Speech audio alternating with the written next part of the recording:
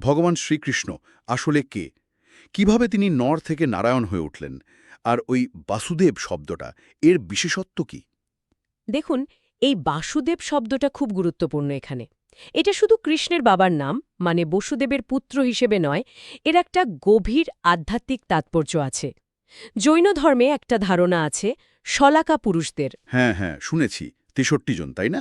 ঠিক বলেছেন, প্রতি অর্ধকল্পে এরকম ৬৩ জন বিশেষ ব্যক্তিত্ব আসেন, যারা মানে আধ্যাত্মিকতার একেবারে শিখরে পৌঁছন, মোক্ষ লাভের পথে এগিয়ে যান। এদের মধ্যে যেমন ২৪ জন তীর্থঙ্কর থাকেন, ১২ জন চক্রবর্তী সম্রাটও থাকেন।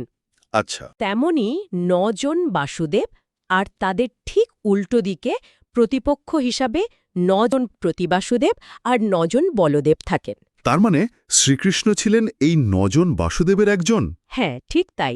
শ্রীকৃষ্ণ ছিলেন সেই যুগের বাসুদেব, আর তার বড় ভাই বলরাম, তিনি ছিলেন বলদেব।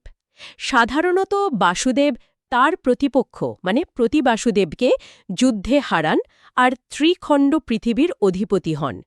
বাসুদেব আর বলদেবের মধ্যে খুব গভীর একটা স্নেহের সম্পর্ক থাকে।